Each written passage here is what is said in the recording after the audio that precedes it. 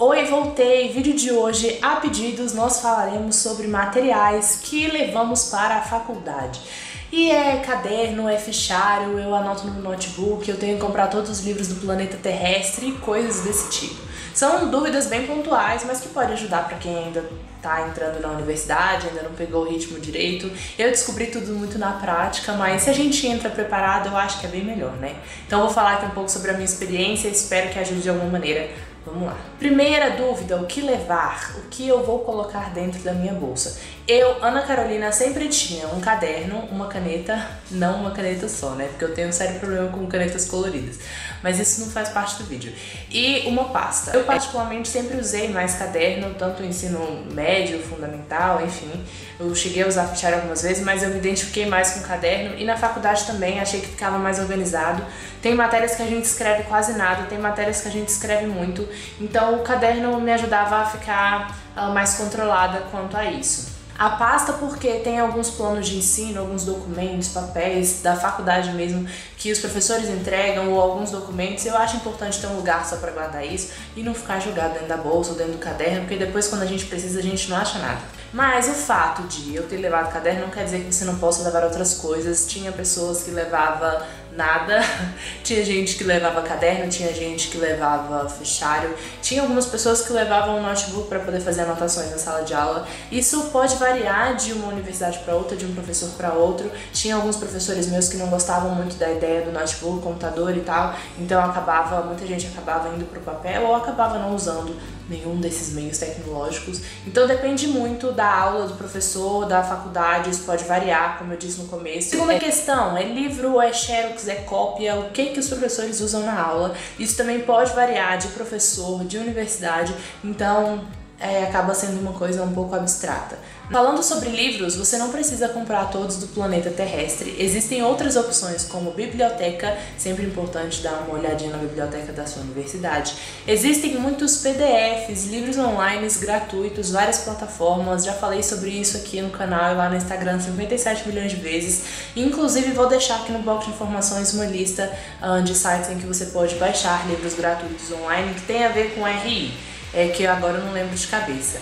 E inclusive livros em inglês, não só livros em português, então pode ser uma boa também. Não necessariamente você precisa comprar o livro, existem outros meios.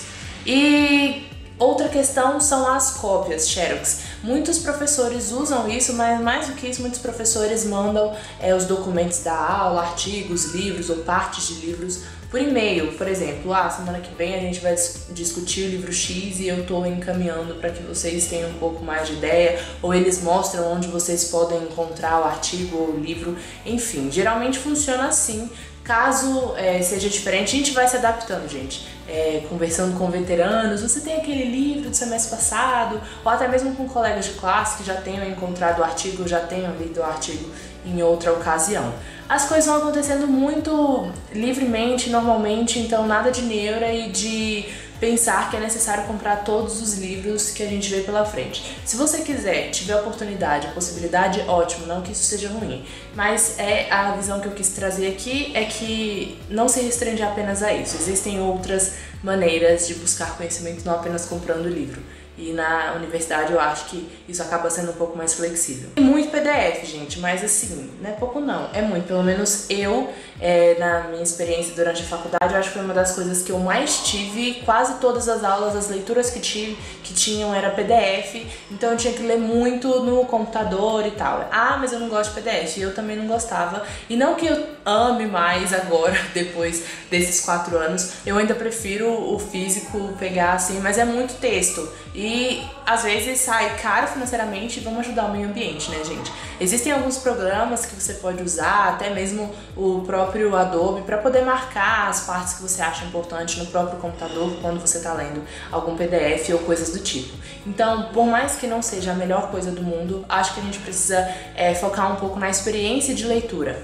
E que, seja pelo computador ou físico, tem que ser a prioridade. Terceiro tópico, no que eu devo investir. Se você tiver a oportunidade de investir em livros, eu acho que a chave é investir em livros que são bases para o curso inteiro, que a gente usa muito no curso.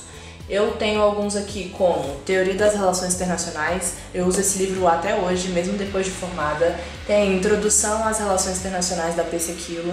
Esse aqui é o meu favorito, vocês já viram falar 57 milhões de vezes dele aqui. Livros de introdução eu acho que são bons para ter durante o curso. Esse de teoria eu também usei muito. Então são apenas alguns exemplos. Tem outros vídeos aqui no canal falando sobre livros específicos e básicos que a gente usa no curso. Vou deixar linkado aqui embaixo para vocês darem uma olhada lá e darem uma olhada nesses livros que são mais básicos e que a gente acaba usando muito durante o curso. Acho que esses são bons investimentos.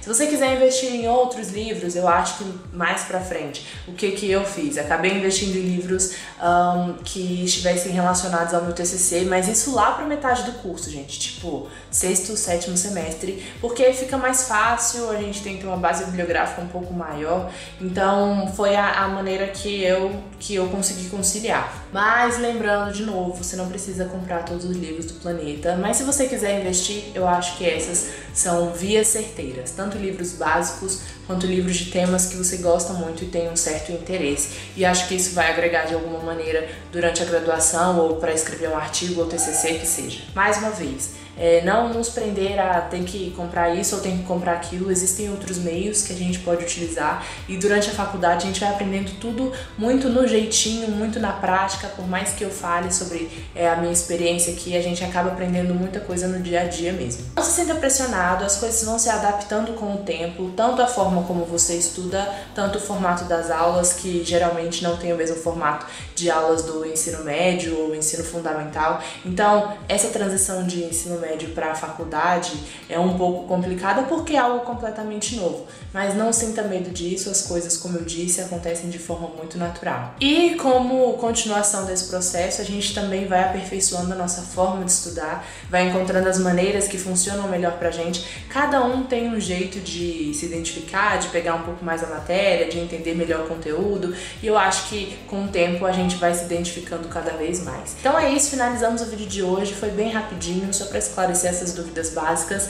Muito sucesso e sorte para quem está começando a faculdade agora, aproveita essa fase porque são 4 anos que passam muito rápido e que valem muito a pena.